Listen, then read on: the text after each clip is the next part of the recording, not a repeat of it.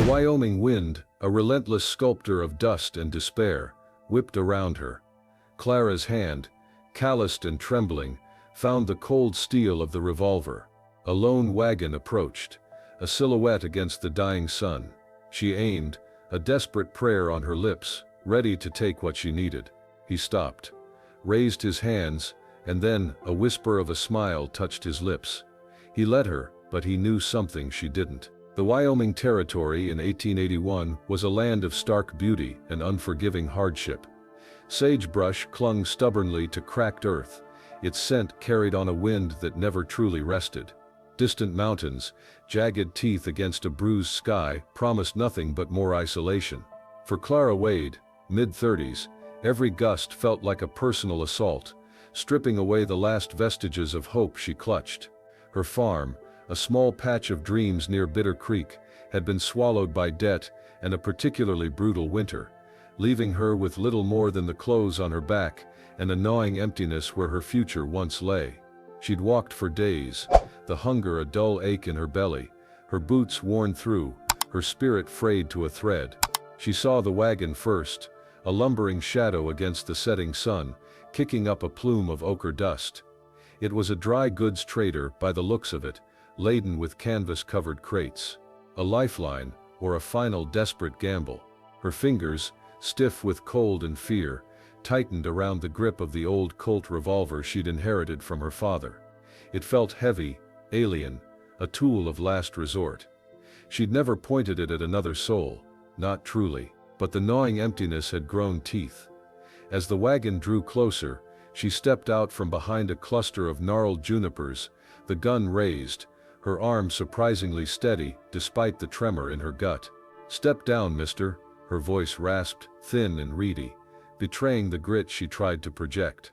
The man on the wagon seat, a broad-shouldered figure in a dust-coated duster, pulled back on the reins. The mare snorted, tossing its head, a cloud of dust puffing from its nostrils. He was early 40s, with a face etched by sun and quiet contemplation. His eyes, a startling shade of blue, met hers without a flicker of panic. He simply raised his hands, slowly, deliberately, his movements calm and unhurried. "Ain't much worth takin' here, ma'am," he said, his voice a low rumble, surprisingly gentle.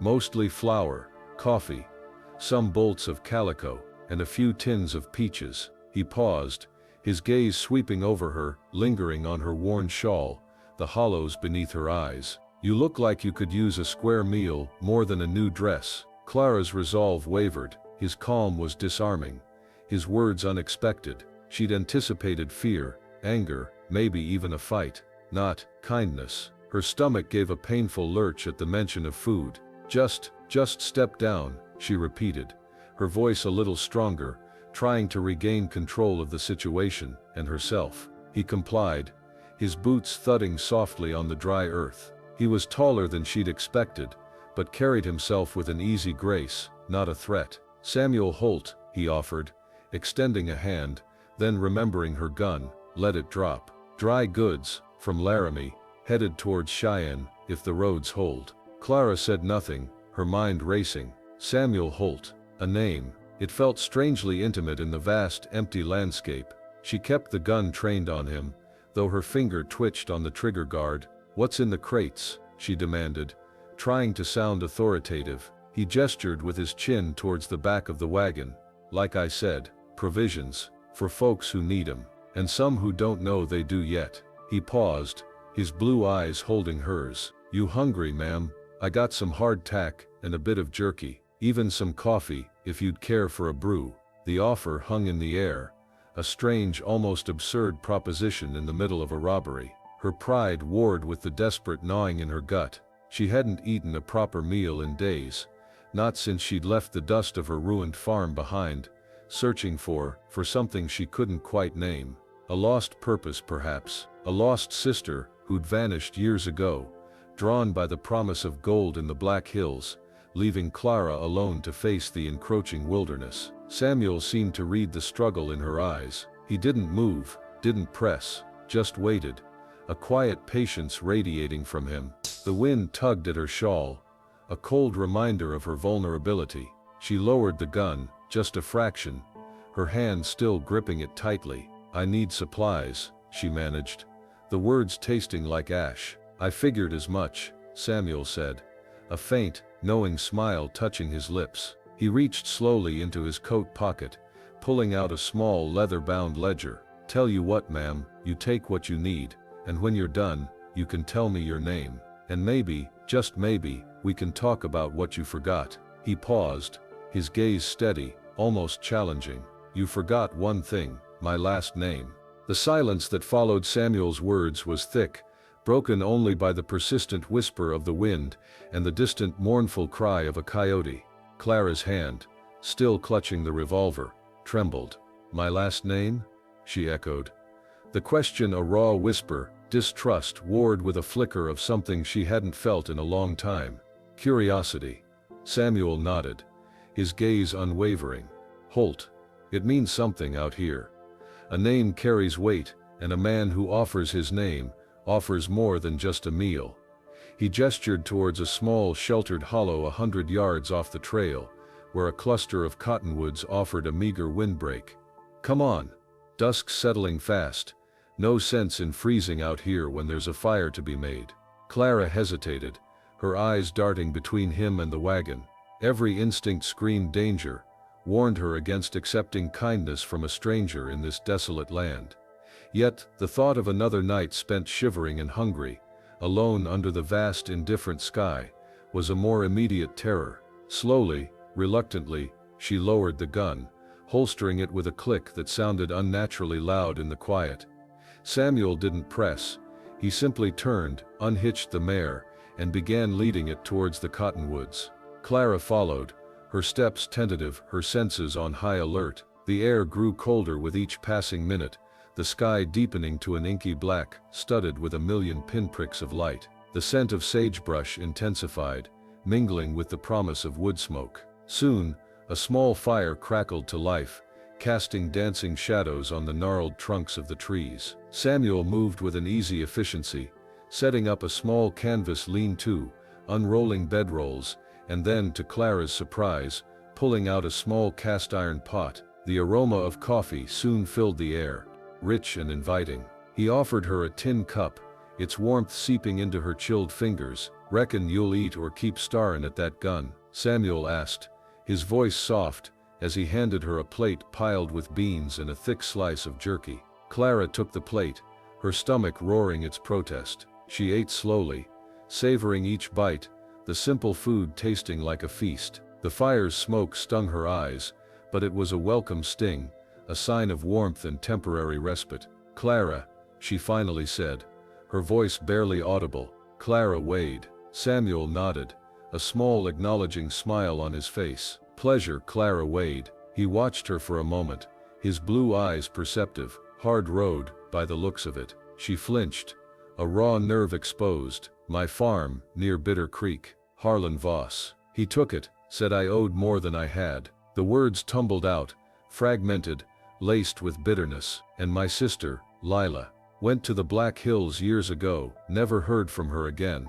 Thought, maybe I could find her, or at least find out what happened." Samuel's expression softened. He reached into his shirt pocket, pulling out a small faded photograph, its edges worn smooth. It showed a young woman, her smile bright, her eyes full of life. "My sister Sarah," he said, his voice quiet, tinged with a familiar ache. "Lost her to the fever, back in Ohio. Before I came west. Sometimes you just need to know." He tucked the photo away, his gaze distant for a moment, before returning to her. "Black Hills is a big place, dangerous too, but folks talk, news travels, even out here." A fragile thread of hope, thin as a spider silk, began to weave itself through Clara's despair. He understood. He knew the ache of a missing piece. You think you could help?" Samuel stirred the fire with a stick. "I'm headed to Redwash, small trading post, but a lot of folks pass through. I know a few ears there, folks who hear things. If Lila passed through,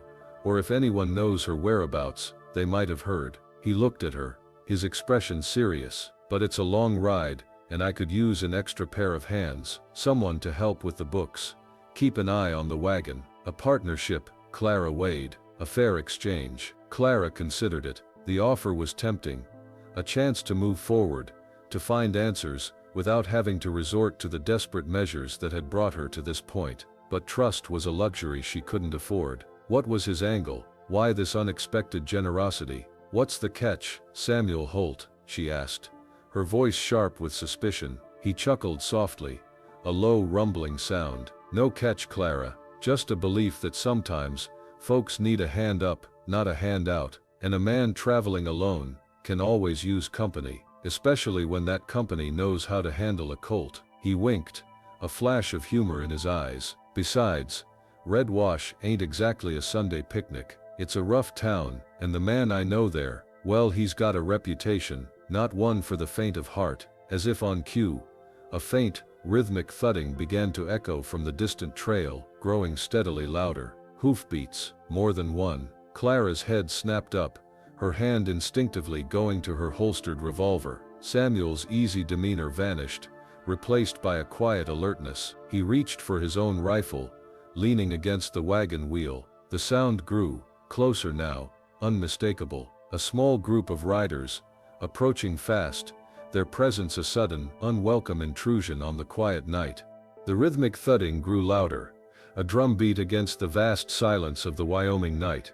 Clara's hand, already on the grip of her Colt, tightened.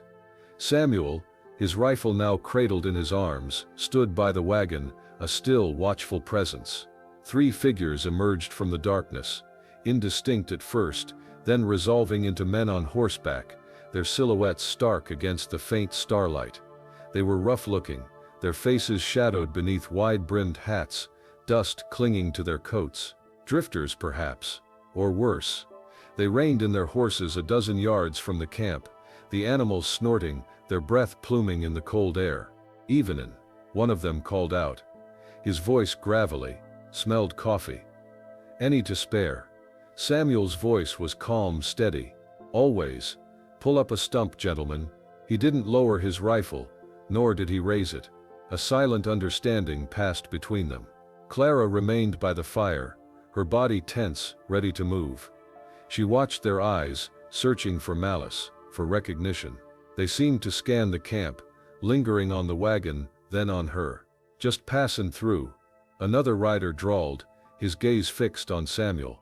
"Heard Red Wash is gettin' lively. Folks comin' and goin'." He paused, a glint in his eye. "Heard some names too. Voss for one. Always lookin' for what's owed." Clara's breath hitched. Harlan Voss. The name was a cold knot in her stomach. Samuel's gaze flickered to her for a fraction of a second, a silent acknowledgement. He poured 3 cups of coffee, setting them on a nearby crate. "Red Wash is always lively," he replied, his tone even. "And Voss always is. Some debts are harder to collect than others." The riders dismounted, accepting the coffee, their movements wary. They drank quickly, their eyes still darting around the camp. The tension was a palpable thing, a taut wire stretched between them. After a few minutes, the first man tossed his empty cup back onto the crate. "Appreciate the brew, stranger." "Good night to you." They remounted, their horses turning with a practiced ease. As they rode off, the last man glanced back, a fleeting, unsettling look that seemed to hold a hint of recognition. The hoofbeats faded into the night, leaving behind a silence that felt heavier than before. Clara let out a slow breath she hadn't realized she was holding. "Voss," she whispered, the name a curse. Samuel nodded, lowering his rifle. "He's got long arms, but this is a big territory." He looked at her, his expression thoughtful. "You still want to go to Red Wash?" By morning, the air was crisp, a thin layer of frost glittering on the sagebrush. The distant peaks were painted in hues of rose and gold by the rising sun. They broke camp, the silence between them less strained, more companionable. Clara helped Samuel load the wagon, her movements more confident than the night before. She found herself anticipating his quiet instructions, learning the rhythm of his work. As they set off, the wagon creaking against the wind, Samuel pulled out his ledger. "You said you could read?" he asked, his eyes on the rutted trail. "Might be useful to learn how I keep track. Prices, routes, what sells where." Clara, surprised, took the ledger. Her father had taught her to read, a rare gift in her youth. She traced the neat script, the columns of figures. Lila, she was good with numbers. Clara murmured, a faint smile touching her lips. And she loved to sketch. Always had a charcoal stick and a scrap of paper. Said she'd draw the whole world if she could. A pang of longing, sharp and familiar, pierced her. Samuel listened, his gaze fixed on the horizon. Sarah, she wanted to see the ocean, he said, his voice soft, almost a whisper. Promised her I'd take her someday. Never got the chance. He reached into his coat, his fingers brushing the worn photograph. The shared vulnerability, the quiet acknowledgement of their losses, wove a fragile thread between them. Mid-morning, the wagon hit a particularly deep rut. There was a sharp crack, and the right front wheel lurched, the axle groaning. Damn, Samuel muttered, pulling the mare to a halt. The wheel was canted at an unnatural angle. A spoke splintered. Clara was off the wagon before he could speak, assessing the damage. Looks like a clean break, she said, her voice practical. Got a spare spoke? Samuel looked at her, a flicker of surprise in his eyes. Always carry a few. And the tools. He watched as she helped him unload the necessary crates, her movements efficient. They worked together, Samuel guiding, Clara assisting, their hands brushing occasionally. The shared task, the quiet cooperation, deepened the unspoken trust between them. The sun climbed higher, beating down on them, but the work was steady, purposeful. As the last bolt was tightened, Samuel wiped sweat from his brow. Good work, Clara weighed. You're a natural. She shrugged, a faint blush on her cheeks. Just common sense. But a warmth spread through her. A feeling of usefulness she hadn't known in months. They resumed their journey, the wagon rolling smoothly once more. The landscape stretched endlessly before them, vast and indifferent. But now, there was a sense of shared purpose. About Redwash, Clara began, her voice hesitant. This man you know. You said he had a reputation. What kind of reputation? Samuel's gaze was fixed on the distant shimmering heat haze. Elias Thorne, he runs the biggest saloon, the Lucky Spur, and he hears everything. But he's not one for keepin' promises. Clara, not unless there's something in it for him. He paused, his voice dropping, a new note of caution entering it. And he's got a way of making sure folks don't forget what they owe him. The approach to Redwash was heralded by a rising cloud of dust, a permanent fixture above the ramshackle collection of buildings that clung to the dry earth. The air, already thick with the scent of sagebrush, now carried the faint tang of wood smoke, stale beer, and horse manure. Wagons, some laden, some empty, lined the main street, their wheels sunk deep in the churned dirt. A creaking windmill spun lazily against the pale sky, its rhythmic groan a counterpoint to the distant clang of a blacksmith's hammer. Redwash was not a town built for beauty, but for commerce, raw and unvarnished. Clara clutched her shawl tighter, her gaze sweeping over the wary townsfolk, the grizzled prospectors, the hard-faced cowboys. Every face seemed to hold a story of hardship, every glance a challenge. The Lucky Spur Saloon, a two-story structure with a faded painted sign, dominated one side of the street, its swinging doors offering glimpses of dim light and raucous laughter. Samuel, however, moved with a quiet confidence, nodding to a shopkeeper, exchanging a brief, almost imperceptible glance with a man leaning against a hitching post. He was known here, and that knowledge, while reassuring, also hinted at a past Clara couldn't yet fathom.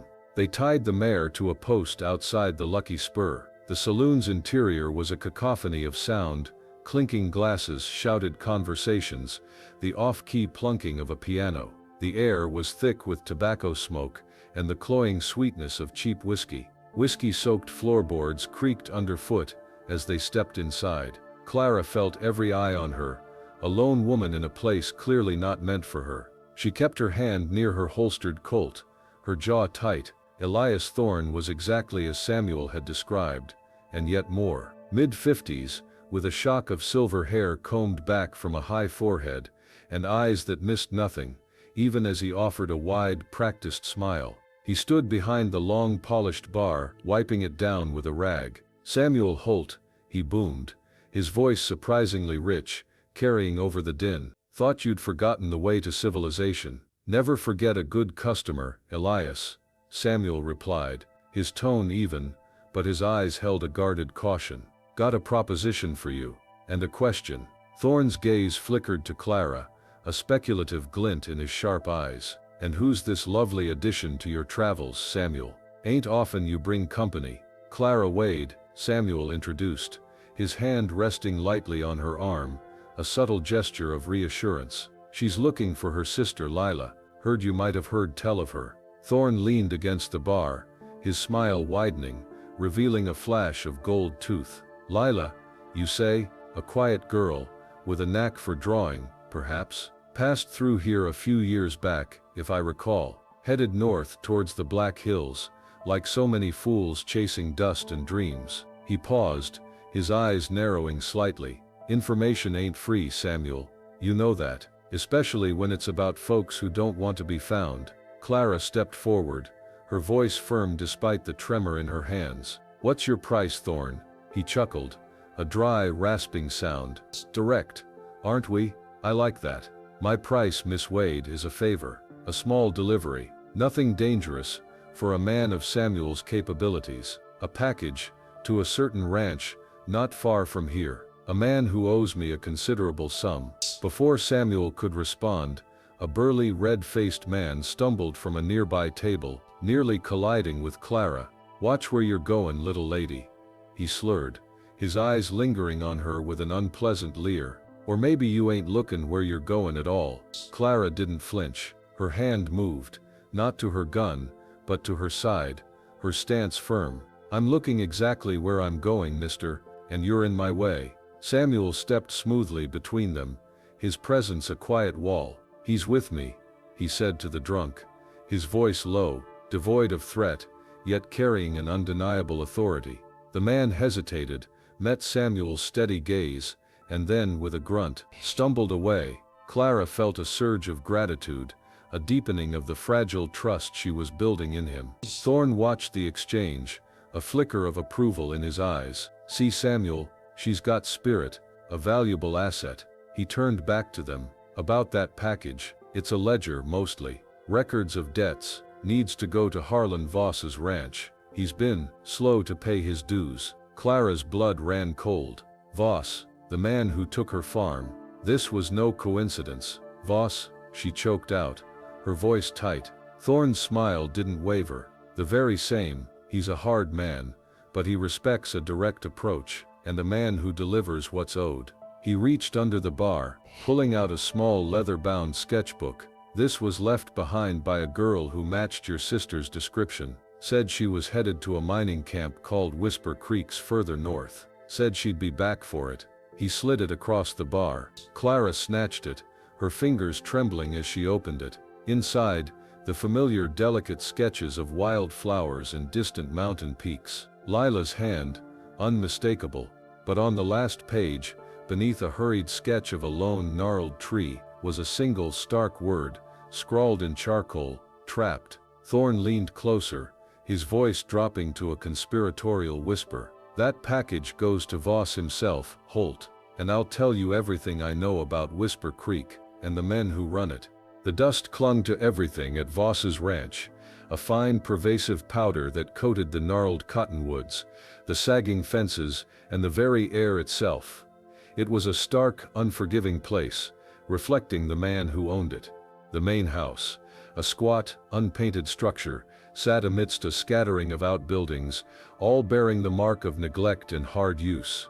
A few lean, watchful men moved about, their eyes sharp, their hands never far from their sidearms. This was a place where debts were collected, and mercy was a foreign concept. Clara felt the familiar knot of dread tighten in her stomach as Samuel pulled the wagon to a halt near the main gate. Harlan Voss, a man in his mid-60s, with a face like sun-baked leather and eyes as cold as winter ice, emerged from the house. He was flanked by two burly men, their presence a silent threat. Voss's gaze swept over Samuel, then landed on Clara, a slow, cruel smile spreading across his face. Well, well, Voss drawled, his voice raspy, like stones grinding together. If it ain't Clara Wade. Thought you'd be long gone, little bird. Still clinging to that worthless land, were you? Or did you finally learn what happens when you don't pay what's owed? Clara stiffened, her hand instinctively going to her Colt. Samuel's hand, firm and reassuring, settled on her arm. We're here on Elias Thorne's business, Voss, Samuel said. His voice calm, cutting through the tension. He held up the ledger. He sent this. Your overdue accounts. Voss's eyes narrowed, shifting from Clara to the ledger. He took it, flipping through the pages with a dismissive air. Thorne's always got his hand out. What's your stake in this, Holt? And why is she with you? My stake is a fair deal, Voss, Samuel replied, his gaze steady, and Miss Wade is my partner.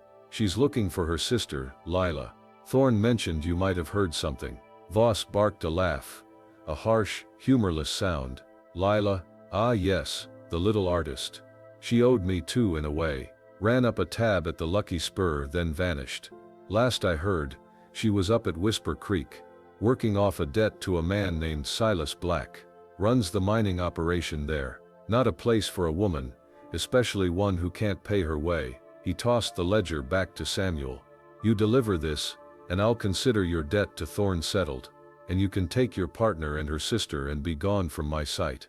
The journey to Whisper Creek was arduous, the trail growing steeper and rockier with every mile. The landscape became more desolate, scarred by the raw wounds of mining. When they finally arrived, the camp was a chaotic sprawl of rough-hewn shacks, makeshift tents, and the constant grinding noise of picks and shovels. Dust, thick and choking, hung in the air. They found Lila in a small grimy shack, her face smudged with dirt, her hands calloused and raw. She was thinner than Clara remembered, her eyes holding a weariness that broke Clara's heart. But when she looked up, and her gaze met Clara's, a spark of recognition, then disbelief, then overwhelming joy, ignited in her eyes. Clara, Lila whispered, her voice hoarse. Clara rushed forward, pulling her sister into a fierce embrace. The scent of dust and sweat clung to Lila, but Clara didn't care. She held her tight, tears streaming down her face. Lila, oh Lila, I found you. Lila clung to her, sobbing. I got into debt. Silas Black, he said I had to work it off. There was no way out. She pulled back, her eyes wide. How did you find me? Samuel stepped forward, his presence a quiet strength. Elias Thorne, and a little help from a man who knows a thing or two about finding what's lost. He explained their journey, the deal with Thorne, the confrontation with Voss. Lila listened, her gaze shifting between them, a fragile hope dawning in her eyes. They left Whisper Creek that same day, the dust of the mining camp fading behind them. The reunion was hard-earned, a testament to Clara's unwavering hope and Samuel's quiet resolve. Lila, though weary, began to sketch again, her fingers finding comfort in the familiar charcoal. Days later, under a vast star-dusted sky, they made camp near a small abandoned homestead, nestled beside a winding creek. The cottonwoods here were old, their branches gnarled but strong. Samuel had been quiet for a long time, watching Clara and Lila share stories by the fire. Clara, he said, his voice soft, breaking the comfortable silence. You remember what I said, back on the trail, about my last name? Clara looked at him, her heart quickening. She remembered the fear, the desperation, the unexpected kindness. She remembered the trust that had slowly, painstakingly grown between them. I do. Holt, he said, his blue eyes holding hers. It's a good name, and it's a name that means family, a place to belong. My sister Sarah, I promised her I'd always help those who needed it, those who were lost, and I found that promise again, with you. With Lila, he reached out, taking her hand, his calloused fingers warm against hers. I'm not just a trader, Clara, I'm a man looking for a home, a family, and I think I've found it. With you, if you'll have me. Clara's eyes welled up. The journey had been long fraught with fear and uncertainty, but it had led her here to this quiet moment, to this man who had seen her desperation, and offered not judgment, but kindness. She thought of her lost farm, of the years of loneliness, of the gun she'd once pointed at him, and now, this. A chance at something new, something real. "Samuel Holt," she whispered, her voice thick with emotion. "I'd be honored." They settled there, at the small homestead by the creek. Samuel, with his quiet strength and his wagon full of goods, became the heart of a small burgeoning trading post. Clara, no longer desperate, found purpose in helping him, her mind sharp, her spirit resilient, and Lila, slowly healing, filled their small home with her sketches, her art blooming once more. One evening, as the stars sharpened above the cottonwood trees, Clara sat by the fire, sketching in Lila's old book, a new sense of peace settling over her. Samuel sat beside her, reading aloud from one of Lila's old letters, his voice a low, comforting rumble. The wind still whispered through the sagebrush, a reminder of the vast wild land, but now, it carried the scent of home. The name Holt, once a stranger's offering, now felt like her own, a promise of a future built on trust, redemption, and the quiet strength of a family found.